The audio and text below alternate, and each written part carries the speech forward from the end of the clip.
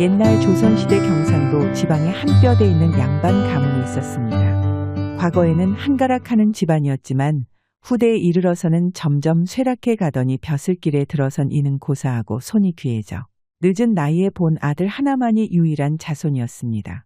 이 아이의 이름은 하영춘이라 하였는데 몰락했다 하더라도 양반 가문에 하나밖에 없는 자식이라 어려서부터 금이야 오기야 애지중지 키워 오직 제 하고 싶은 대로만 하며 온갖 장난질에 사고란 사고는 얼마나 쳐대는지 그 싹수가 벌써부터 노랗게 물들어 있었습니다. 그런 아들을 보며 아버지는 그저 아들이 건강하게 자라 학문에 매진해 장원급제하여 집안을 다시 한번 일으켜 세워주기만을 기대했습니다.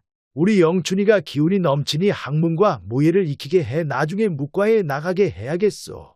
묵과에 급제해 당당히 장군 벼슬에 오르는 것도 좋은 길인 것 같소. 남편의 말을 듣던 부인은 펄쩍 뛰었습니다. 아이고, 행여라도 그런 말씀 마세요. 지금도 저리 사고치며 설쳐대는데 만약 장성한 뒤에 무예까지 익히면 그 뒷감당을 어찌하려고 그러세요. 그리고 우리 아들이지만 저 아이의 성정에 무예를 배우면 묵과에 급제해 장군이 되는 것보다 산속에 들어가 산적두목이 돼 온갖 평지풍파를 일으키지 않을까 걱정이네요. 아니 부인 그 무슨 막말이오. 우리 영춘이가 산적 수괴가 된다니. 뼈대 깊은 하씨 가문의 3대 독자인 우리 아들에게 당신이 영춘이 어미로서 할 말이오. 당장 그 말 취소하시오. 아이고, 역정 그만 내시고 제 말은 우리 아들 성미의 무예를 가리키는 것은 망나니에게 칼을 주는 것과 같다는 것이에요.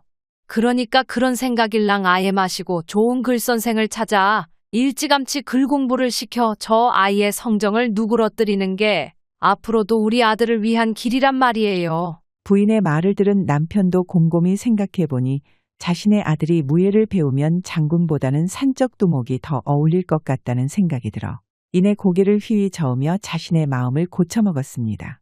내 찬찬히 생각해보니 부인의 말에 일리가 있는 것 같소. 마침 내 아는 이가 건너 마을에서 작은 서당을 하고 있으니 우리 영춘이를 그에게 맡깁시다. 그이가 학문도 깊고 나와도 잘하는 사이이니 우리 아들을 믿고 맡기긴 좋을 듯하구려. 잘 생각하셨어요. 그리하는 게 우리 아들에게도 좋을 듯하네요. 그렇게 아들의 나이 8살이 되자 서당이 무엇인지도 모른 채 책보따리를 들고 낯선 서당으로 향하게 되었습니다. 서당에 가는 첫날 영춘에게 아버지가 인자하게 웃으며 말했습니다. 우리 아들이 이리 장성의 서당에 다니게 되다니 애비 마음이 얼마나 뿌듯한지 모르겠구나. 서당에 가거든 스승의 말을 하늘같이 받들고 같이 동문수학하게 될 동무들과 다투지 말고 늘 사이좋게 어울리거라. 그리고 어딜 가든 넌 이 뼈대 깊은 하씨 문 중에 하나밖에 없는 장손이니 누구에게도 기죽지 말고 당당히 행동하거라. 알겠느냐 아들아? 네, 아버지 말씀 모두 잘 알아들었습니다. 이렇게 서당을 가는 영춘의 머릿속엔 앞뒤 모두 잘리고 오직 아버지의 말 한마디만이 머릿속에 맴돌았습니다. 동무들과 사이좋게 어울리거라. 그 말을 되새기며 영춘은 무엇이 그리 신나는지 콧노래를 흥얼거리며 늙은 노복의 손을 잡고 뛰다시피 서당으로 향하였습니다. 도련님, 서당에 가시는 게 그리 좋으세요? 그럼 좋지. 할아범 아버지 말씀이 서당에 가면 같이 어울릴 동무들이 많다니 얼마나 재밌겠어. 이제 할아범하고 순덕어멈 놀리는 것도 별 재미가 없어졌어. 어서 새 동무들하고 신나게 어울려 봐야지. 얼른 가자고 할아범. 아이고 도련님, 저는 늙어서 그리 빨리 못 뜁니다요. 좀 천천히 가세요. 늙은 노복은 저철없는 어린 도령이 아버지의 말을 단단히 잘못 알아들었다 생각하며 앞으로 어떤 일이 생길지 생각만 해도 머릿속이 아파왔습니다. 그런 그의 생각은 반은 맞고 반은 틀렸습니다. 이 개구쟁이 영춘은 처음 보는 훈장의 모습에 그만 기가 질려 그의 앞에서는 옴짝달싹 못했는데 그도 그럴 것이 서당 훈장이라는 자가 키가 팔척 장신의 덩치는 곤만했고 수염이 사방으로 뻗친 데다 부리부리한 눈을 지니고 있어 서당 학동들은 훈장이 그 부리부리한 눈을 부릅뜨며 큰 소리로 나무랄라 치면 바들바들 떨며 눈물까지 보이는 아이도 있었습니다. 개구쟁이 영춘 또한 이 훈장 앞에서는 고양이 앞에 생쥐꼴이었는데 서당 안에서는 기 한 번 펴지 못하고 풀 죽어 지내다가 그나마 서당이 끝나고 나면 마음이 맞는 동무들과 이리저리 쏘다니며 온갖 장난질을 쳐대는 게 가장 큰 즐거움이었습니다. 영춘은 아버지의 기대와는 달리 영특하지 않은 데다 글 공부에도 큰 흥미가 없어 애초에 학문과는 거리가 먼 아이였습니다. 게다가 어릴 적부터 집안의 온갖 귀여움을 독차지하고 자라서인지 나이가 점점 차오르며 그 성질머리가 지독한 외고집인데다 괴팍스러운 면이 있어 마을의 온갖 사고란 사고는 다 치고 다니니 나이 13살이 되자 인근 근방에서 하시 도령이라 하면 지나가는 아이도 고개를 절레절레 저을 만큼 악명이 자자해졌습니다. 이런 영춘을 두고 동네 사람들은 뒤에서 쑥덕거리며 비웃기 일쑤였습니다. 아니, 아무리 몰락했다 해도 하시 집안하면 이 근방에서는 알아주는 명문이었는데 어찌 저런 종자가 태어나 집안을 다 말아먹는지 모르겠구만. 이 사람아 입 조심하게 그러다 누가 들으면 어쩌려고 그러는가. 아무리 기운이 쇠했다 해도 하시 대감의 연줄이 아직까지는 상당하네. 괜히 입 잘못 놀렸다가 곤욕 치르지 말고 말을 가려서 하게. 뭐 내가 틀린 말 했나? 안 그래도 어제 송씨 형님을 만났는데 저 하신의 망나니 때문에 얼마나 곤욕을 치렀는지 가족들이 모두 짐을 싸서 다른 곳으로 이사한다는데 이게 어디 하루 이틀 일도 아니고 언제까지 참고 두고 봐야 하나? 아니 무슨 일이 있었길래 가족 모두가 고향 땅을 두고 이사 간단 말인가. 그가 말한 송씨란 이는 하씨 집안에서 그리 멀지 않은 곳에 농사를 짓고 사는 농부였는데 얼마나 개구쟁이 영춘에게 당했는지 하루는 하씨 대감에게 찾아와 그간의 일들을 하소연했습니다. 대감마님, 그간 무고하셨습니까? 아니, 송씨 아닌가 오랜만에 보는구만. 나야 잘 지냈지만 자넨 무슨 일로 날 찾아온 겐가? 농사일로 한참 바쁠 텐데. 송씨의 참담해진 얼굴을 보며 하대감은 정색을 하고 물었습니다. 대감님, 말씀드리기 송구하지만 저희 식구 목숨줄이 걸려있는 일이라 이리 찾아왔습니다. 다른 게 아니라 이 집 도련님 일 때문인지라 말씀드리기 좀 거북하지만. 이 사람아, 괜찮으니 무슨 일인지 모두 자세히 말해보게. 하대감은 자신의 아들 얘기가 나오자 자신도 그간 아들의 행실에 대해 흘러들은 이야기가 있어 마음을 조이며 다그쳤습니다. 송씨는 마음을 가라앉히고 이야기했습니다. 그는 올해 초부터 벼농사며 참외, 수박 같은 과일까지 온갖 농사일을 등골이 휘도록 해 이제 수확할 시기만을 기다리고 있었는데 어느 날 참외밭에 가보니 누군가 참외의 똥을 싸 온통 참외의 똥투성이었고 그보다 더 심한 것은 그가 가장 공을 들여 키운 수박에 수십 개의 말뚝을 박아 그의 1년 농사를 완전히 망쳐 놓아버렸던 것입니다. 그 광경을 처음 본 송씨는 자신의 눈을 의심했습니다. 어느 누가 자신에게 원한을 가지고 있어 이런 짓을 벌였는지 망연자실에 넋놓고 앉아있다 문득 생각해보니 이 근방에 이런 짓을 할 리는 악명이 자자한 하시도령과 그것들 뿐이었습니다. 송씨는 그 길로 서당을 향해 냅다 뛰어가 훈장 선생에게 그간의 일을 모두 털어놓고는 자신의 밭을 망쳐놓은 범인을 찾아주길 애원했습니다. 그의 이야기를 들은 훈장은 얼굴이 울그락불그락해지더니 곧 학동들을 모두 물리고는 영춘과 그의 벗을 불러놓고 엄한 얼굴을 하고 물었습니다. 좀 전에 근방에서 농사를 짓고 사는 송씨가 다녀갔다. 그 원은 벌써 알고 지낸 지가 30년이 넘어 웬만한 지기보다 더 오랜 세월 알고 지낸 사이다. 너희도 내가 말한 송씨가 누구인지 알 것인지 그처럼 착하고 순박한 사람이 내게 울고 불며 하소연한 일을 너희 세놈이 알고 있으렸다. 한마디라도 거짓을 고할 시에는 내 놈들 집안에 모두 알리고 내일부터 이 서당 근처에는 발도 못 붙이게 할 터인즉 모두 사실대로 말하거라. 평소 자신의 스승을 호랑이보다 더 무서워하던 영춘인지라 그의 입에서 송씨의 이야기가 나오자 새파랗게 질려 어찌할 줄 몰라 했습니다. 스승님, 죽을 죄를 지었습니다. 저희가 글 공부를 하다 답답한 마음에 그만. 영춘과 두 악동은 평소 스승의 성품을 잘 알고 있던지라 자신들이 벌인 일을 사실대로 말하고 납작 엎드려 싹싹 빌었습니다. 이 산적숙에 같이 생긴 훈장은 생긴 바대로 성질이 불같은지라 마음에 안 드는 이가 있으면 양반이라 할지라도 땅바닥에 내다 꼽기 일쑤였지만 한편으로는 은근 너그러운 면이 있어 근방의 가난한이나 서당의 형편이 어려운 아이들에게는 곧잘 도움을 주는 어진 선비였습니다. 그런 그에게 거짓으로 얘기에 들통이 나는 것보다 사실대로 말하고 싹싹 비는 것이 후환이 덜 생기는 길인 것을 세 악동 모두 잘 알고 있었습니다. 너희 새놈들이 벌인 일 때문에 송씨는 죽을 고생을 하고 당장 끼니를 걱정하게 생겼다. 그가 관아에 고하지 않았기 망정이지 일을 크게 벌렸다면 내 놈들 가문의 먹칠을 할 수 있는 일이렸다. 이 일로 각자 집안으로 돌아가 자숙하고 내 너희 부모들과 연통의 성씨에게 보상해 줄 돈을 마련할 것이니 앞으로 한 번만 더 이런 일을 벌였다간 그날 이 서당문을 내 발로 기어서 나가게 될 것이다. 알아들었느냐? 네, 스승님 잘 알아들었습니다. 세 아이들은 가슴을 조이며 서당을 벗어났습니다. 서당을 벗어나 한적한 길에 이르자 이 개구쟁이들은 언제 기가 죽었냐는 듯 활개치며 떠들어대기 시작했습니다. 그깟 일로 스승님에게 일러 바치다니 내 이자를 단단히 골려줘야겠어. 영춘아 어쩌려고 그래? 아까 스승님 말씀 못 들었어. 앞으로 한 번만 더 걸렸다간 우린 바로 황천행이라고. 그래, 난 집안에서 아버지께 회초리 맞는 것도 무섭지만 스승님께 야단 맞을 때는 가슴이 오그라들 것 같아. 그리고 아버지가 그러는데 우리 마을의 원님이나 저 산죽두목 장다리도 스승님 앞에서는 기 한 번 못 피고 설설킨대. 맞아, 나도 집안 어른께 들은 얘기인데 스승님이 궁에 있을 때 자기보다 아주 높은 양반을 두들겨 패서 목이 날아갈 뻔한 일이 있었대.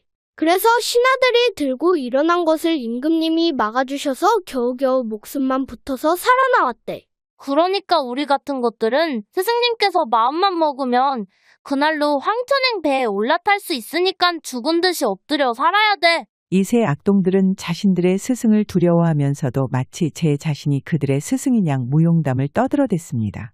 걱정 붙들어매. 나에게 좋은 수가 있으니 아무도 모르게 내가 이자를 단단히 골려줘야지. 이런 영춘을 보면서 다른 두 악동은 걱정이 되는 한편 또 무슨 희한한 장난을 칠지 기대되는 표정이었습니다. 그날 밤 모두가 잠든 깊은 시간에 송씨의 딸은 이상한 소리에 잠에서 깨어났습니다. 원통하구나, 원통해. 그녀는 해괴한 목소리에 온몸이 곤두서는 듯 두려워하며 말했습니다. 거기 누구세요? 그녀가 떨리는 목소리로 묻자 이 기괴한 목소리가 다시 말했습니다. 내가 누구냐고. 내가 누구냐면 너희 수박밭에서 100년 동안 잠들어 지낸 도깨비님이시다. 내 그동안 조용히 자고 있었는데 너희 아비가 내 집을 마구 들쑤셔놓더니 이제는 그 무거운 수박들이 나를 짓눌러 도저히 갑갑해서 잠을 잘 수가 없어 너희를 찾아왔다. 송씨의 딸은 두려움에 온몸이 굳어져 벌벌 떨기만 할 뿐 아무 말도 할 수 없었습니다. 자신을 도깨비라 말하던 이는 수박밭을 싹 갈아엎고 남은 수박을 자신에게 바치지 않으면 매일 밤 찾아와 집안 사람들을 괴롭히겠다고 송씨 처녀를 위협했습니다. 그녀는 두려움에 덜덜 떨리는 와중에도 가족들을 위협하겠다는 소리에 용기를 내 소리쳤습니다. 아버지, 살려주세요. 그녀의 고함 소리에 잠자고 있던 그녀의 가족뿐 아니라 도깨비 흉내를 내던 영춘 또한 대경 실색하고 말았습니다. 무슨 일이냐? 순남아, 무슨 일이야? 송씨가 방문을 여는 순간 딸의 방문 앞에 희끄무레한 물체를 보고 깜짝 놀라 외쳤는데 거기 누구요? 이크 들켰다. 어서 도망쳐. 영춘은 송씨를 보자 후다닥 담벼락을 넘어 도망쳐버리니 그는 따라갈 엄두도 내지 못하고 딸의 방으로 달려가 살펴보자 그의 딸이 두려움에 못 이겨 그만 까무러쳐 정신을 잃고 있었습니다. 여보, 어서 와보시오. 우리 순남이가 다 죽게 생겼소. 정신을 잃은 그의 딸을 부둥켜 안고 송씨와 그의 부인은 딸의 온몸을 주물러주고 찬물을 떠다 먹이는 등 할 수 있는 일은 다 해보았지만 그의 딸은 정신을 차리지 못하다 새벽녘이 돼서야 겨우 제정신이 돌아왔습니다. 송씨의 이야기를 들은 하대감은 뒷목을 붙잡고 쓰러질 듯 비틀거리며 물었습니다. 자네의 말이 모두 틀림없는 사실인가? 그러면요, 제가 감히 대감님께 거짓을 말하겠습니까요? 어찌 이런 자네 볼 면목이 없구만. 내 오늘 2,000둥 벌거숭이 같은 놈을 매질로 다스려 2번 다시 이런 일이 없도록 하겠네. 그리고 자네가 손해본 작물값도 모두 보상해 줄 테니 집에 돌아가 자네 가족들을 돌보고 있게나. 하대감의 말에 송씨는 그대로 집으로 돌아가고 화가 머리끝까지 난 하대감은 늙은 종복을 시켜 영춘을 잡아오게 한 뒤 그의 아들에게 처음으로 매질하였는데 그 정도가 너무 지나쳐 그의 부인이 나서 뜯어말릴 지경에까지 이르렀습니다. 여보, 그만하면 영춘이도 알아들었을 터이니 이제 그만하세요. 더 이상 매질을 하다가는 하나밖에 없는 아들을 오늘 잡겠네요. 말리지 마시오 부인. 내 오늘 저 녀석 버르장 머리를 뿌리 뽑지 않으면 앞으로 집 밖으로 고개 들고 다니지 못할 것이오. 노발대발하는 아버지의 매질의 영춘은 그날 이후로 일주일 넘게 끙끙 앓아야 했고 그 사건 이후 그와 2명의 악동들은 기가 완전히 꺾여 조용히 숨죽여 살아야 했습니다. 허나 그보다 더 영춘의 기가 꺾이게 된 일은 몇 해가 지나고 그의 부모가 몇 개월 사이로 갑작스럽게 돌아가시게 되는 일이 생겨버려 그의 인생을 송두리째 바꿔놓았습니다. 아직 15살밖에 되지 않은 영춘에게 남은 것이라고는 오래된 낡은 집과 조금 남은 전답, 그리고 그를 어릴 적부터 돌봐준 늙은 할아범과 안살림을 맡아온 순덕 어매 등 그나마 2명의 충직하고 순박한 이들이 있어 간신히 그럭저럭 살 수 있었습니다. 그렇게 몇 해가 지나 영춘은 나이 20살이 되자 매일 하는 일 없이 빈둥거리며 세월을 보냈는데 사람들은 이런 영춘을 두고 돌생원이라 별명을 지어 불렀습니다. 돌생원이란 별명은 그의 성정이 고집스럽고 괴팍한 면이 있어 성 대신에 길가에 굴러다니는 돌에다가 초시에도 급제하지 못했지만 그의 집안이 뼈대 있는 가문인지라 그나마 생원이라는 감투를 붙여줘 돌생원이라 하면 어린아이부터 집안 아녀자들까지 모르는 사람이 없을 정도로 유명인사였습니다. 돌생원 영춘은 어릴 적에 수많은 악동짓을에 근방에 모르는 이가 없을 정도로 악명이 자자했지만 그의 부모님이 돌아가시며 그의 치기 어린 성정도 많이 꺾여 이제는 가끔 자기 고집만을 부릴 뿐 더 이상 남에게 해를 끼치는 짓은 하지 않았습니다. 그러던 어느 날 할 일 없던 돌생원이 마을에 마실을 나와 휘적휘적 걸어가고 있을 때 어디선가 애통하게 울부짖는 소리가 들려왔습니다. 그 소리가 얼마나 구슬프게 들려오는지 소리가 나는 쪽으로 걸어가 살펴보니 마을에서 가장 큰 부자인 최 부자의 집에서 들리는 것이었습니다. 최 부자는 대대로 이 마을의 터를 잡고 살아온 부자로 그의 재산이 얼마나 많은지는 아무도 모르고 있었습니다. 그의 전답이 어디까지 뻗어 있는지 최 부자만 정확히 알고 있었는데 그의 땅을 밟지 않고는 다른 고을로 갈 수 없다는 말까지 있을 정도이니 그야말로 엄청난 부자인 것만은 확실했습니다. 그런 최 부자의 집에서 애통한 소리가 들려오자 돌생원도 무슨 일인지 궁금해 그의 집으로 향하였습니다. 대궐문 같은 큰 대문 앞에 사람들이 모여 수군대고 있길래 그가 한 사람을 불러 무슨 일인지 물으니 돌생원이시군. 지금 최부자 댁 아가씨께서 운명하셨다오. 뭐라고 그게 참말이오. 최 부자 댁 아가씨라면 양귀비와 비견되는 아름다움과 뛰어난 학식을 갖춘 해용이라는 처자로 인근 마을에서는 돌생원 못지않게 유명한 처녀였습니다. 어찌된 일인지 자세히 말해보시오.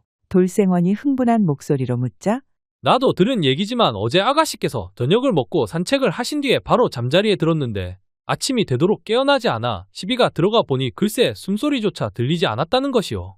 그래 최부자 어른이 의원을 데려다 침을 넣고 온갖 방법을 다 썼지만 애석하게도 아가씨를 살리지 못했다는구려. 어찌 이런 일이. 돌생원은 그의 이야기를 듣고 그 자리에 주저앉아 통곡하고 싶은 마음이었습니다. 그뿐 아니라 근방의 총각들은 평소 해용 아가씨를 흠모하지 않은 사람이 없었는데 그런 그녀가 이리 허무하게 죽었다니 그는 참담한 마음을 추스리고 그녀의 영혼이라도 위로하겠다는 생각으로 최 부자의 후원 별당으로 갔습니다. 평소 해용 아가씨가 쓰던 별당 안에 분향소가 차려져 있는 것을 보고 그가 집신을 벗고 올라서려 할 때 우람한 손이 갑자기 그를 떠밀었습니다. 당신은 이곳에 들어올 수 없소.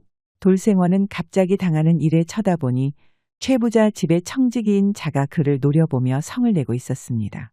왜 그러나 난 문상을 하러 왔네. 돌생원이 그답지 않게 점잖은 말투로 얘기했지만 돌생원 당신 같은 자가 이곳이 어디라고 함부로 들어온단 말이오. 필요 없으니 썩거지시오. 청지기가 성을 내며 하는 말에 돌생원은 잠자던 성질이 깨어나 용솟음치려 하고 있었습니다. 이런 고얀 놈을 봤나 양반의 몸을 함부로 밀친 것도 모자라 반말 짓거리를 해대었겠다. 내 오늘 내 놈의 버릇을 고쳐 하늘 무서운 것을 알게 해주겠다. 돌생원은 청지기의 멱살을 움켜쥐더니 갑자기 큰 소리로 외쳤습니다. 이놈 감히 양반을 쳐. 청직이라는 놈이 양반을 능멸하는 것도 모자라 매질을 하다니 이 집은 문상원 손님을 이리 박대하는 것이냐? 슬픔으로 가득 찬 집안의 소동이 나자 최 부자집 식구들과 일가 친척들 그리고 문상객들이 무슨 일인지 놀라 몰려나와 그와 청지기를 떼어내려 안간힘을 썼습니다. 이복에 화를 가라앉히고 이 손 좀 놓고 얘기하겠나. 나이 지긋하게 보이는 노인이 뜯어말리자 못 이기는 척 떨어진 돌생원은 억울하다는 듯이 말했습니다. 이댁 아가씨께서 변을 당하셨다는 소리를 듣고 정중히 문상을 왔습니다만 저자가 저를 업신 여기고 박대하는데 어찌 양반으로 가만히 있을 수 있겠습니까? 알았네. 알았어. 내 저 사람에게 따로 이야기를 해놓을 테니 화를 가라앉히고 예의를 차려야 하지 않겠나. 노인의 말에 돌생원은 알아들었다는 듯 점잔을 빼며 분양을 하다 한쪽에 놓인 화로가 순간 눈에 확 띄었습니다. 멀쩡히 건강하던 아가씨가 잠에 들어 갑자기 죽었다니 생각에 잠겼던 돌생원은 화로를 유심히 살펴보다 묘한 미소를 짓고는 갑자기 최 부자를 뵙겠다고 간청했습니다. 그때 최 부자는 하나뿐인 외동딸이 하루아침에 허망하게 죽자 충격에 빠져 몸져 누워 있었습니다. 세상 무엇보다도 소중하고 귀한 딸이 처녀의 몸으로 급사하니 아버지로서 정신을 못 차리는 것도 당연한 일이었습니다. 그런 최 부자에게 돌생원이 보자고 청을 넣으니 처음에는 점잖게 거절을 했지만 그가 딸을 살리겠다고 하자 급히 달려나왔습니다. 자네가 내 딸을 살려낼 수 있다고 하였는가? 진정 내 딸을 살릴 방도가 있단 말인가? 그렇습니다. 저에게 혜용 아가씨를 살릴 방법이 한 가지 있습니다. 용한 의원도 하지 못하는 일을 자네가 한다니 허나 만약 우리 딸을 살리지 못한다면 나와 우리 집안을 능멸하는 것인데 그땐 어찌하겠는가? 저에게 반나절의 시간만 주신다면 기필코 아가씨를 소생시켜 드리겠습니다. 만약 저녁이 되어도 아가씨가 살아나지 못한다면 그때는 저의 목을 내어드리겠습니다. 자네가 그리 말하니 자네의 말을 믿어보겠네. 그리고 내 딸을 살려낸다면 내 자네에게 내 재산의 절반을 내어주지. 돌생원은 자신만만하게 장담해놓고는 혜용 아가씨의 방으로 들어가며 장구 하나를 갖다 달라 청하였습니다. 하인이 이상하게 생각하면서도 주인 어른의 엄명이 있었던지라 장구를 주자 방문을 잠그더니 곧이어 둥두둥 장구 소리가 울려대기 시작했습니다. 세상에 이런 희귀한 일이 어디 있단 말인가. 엄숙해야 할 초상집에 갑자기 흥겨운 장구 소리라니 문상객부터 온 집안 사람들까지 아연 실색해 웅성거렸습니다. 개중에 성질 급한 친척 중 하나가 최 부자에게 달려가 따지듯이 물었습니다. 숙부님, 세상에 이런 해괴한 일을 벌이다니 불난 집에 부채질하는 것도 아니고 초상집에서 장구를 치는 미친놈이 세상 천지에 어디 있습니까? 저런 놈은 당장 매를 주어 쫓아내야 합니다. 흥분한 친척이 하는 말에 조용히 듣고 있던 최 부자는 그대로 두거라. 한마디 던지고는 그대로 돌아 누워버렸습니다. 그 시각 돌생원은 방바닥에 앉아 장구를 둥둥둥 치며 알아듣지도 못할 이상한 소리를 혼자 흥에 겨워 불러대고 있으니 방문 밖에서 이런 돌생원의 행태를 보고 있던 사람들 속에서 큰 소리가 터져나왔습니다. 이 고얀 놈 같으니 당장 나오지 못할까? 내 놈이 단단히 미치지 않고서야 초상집에서 장구를 치며 노래를 부르다니 당장 나오거라. 흥분한 외침에도 돌생원은 아랑곳하지 않고 계속해서 장구를 치고 노래를 불러대니 초상집은 그야말로 아수라장이 되어갔습니다. 최 부자는 바깥의 소란을 들으면서 속으로 딸이 소생하기만을 바라는 마음으로 이제나 저제나 하며 기다려보았지만 한참의 시간이 흐르고 해가 지고 날이 어두워질 무렵까지 아무 소식이 없자 속이 새까맣게 타들어갔습니다. 만약 자신이 그 파랗고 같은 돌생원에게 속은 것이라면 자신은 사랑하는 딸을 잃는 것은 물론 세상의 조롱거리가 되어 평생 손가락질 받으며 가문은 나락으로 떨어지게 될 것이라 한번 의심하는 마음이 들자 최 부자는 더 이상 가만히 누워 기다릴 수만은 없었습니다. 네, 이놈이 나를 속이고 우리 집안을 능멸한 것이라면 당장 요절낼 것이다. 최 부자는 맨발로 뛰쳐나와 하인들을 찾으며 소리쳤습니다. 당장 오랏줄과 몽둥이를 가지고 나를 따라오너라. 흥분한 최 부자는 하인들을 시켜 몽둥이를 들게 하고는 살벌한 분위기를 풍기며 별당으로 몰려갔습니다. 그 시각까지 돌생원의 장구 소리와 노랫소리는 그치지 않았는데 최 부자는 기어이 참지 못하고 큰 소리로 외쳤습니다. 여봐라, 문을 부수고 저놈을 끌어내 당장 물꼬를 내어라.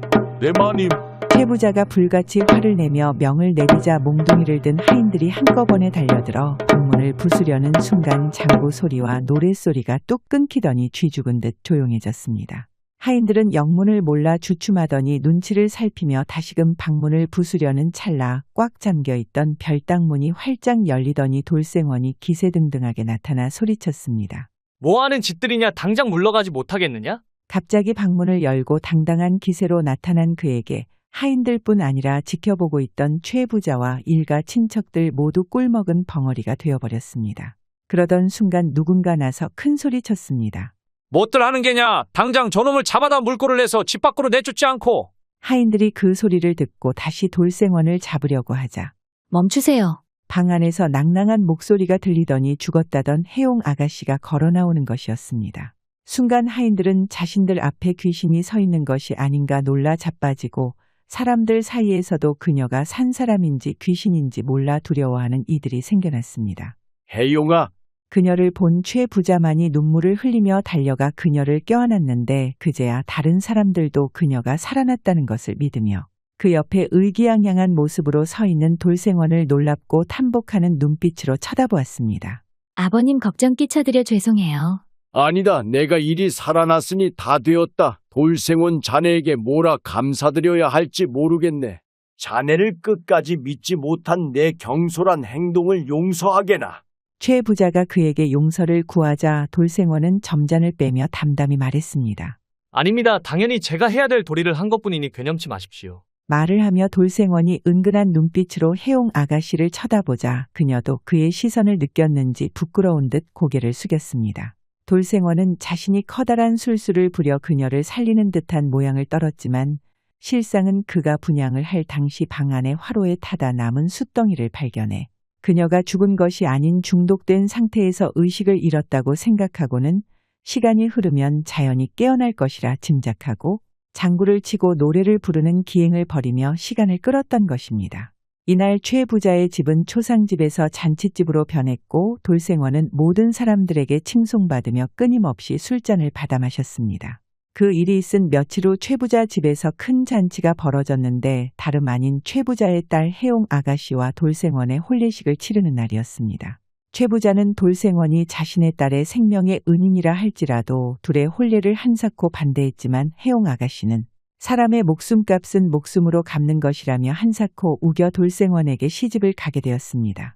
혼례식에는 돌생원의 두 노복뿐 아니라 스승이었던 호랑이 같은 훈장 그리고 악동짓을 같이 하던 동무들까지 찾아와 돌생원의 혼례식을 흐뭇한 눈길로 쳐다보며 축하해 주었습니다.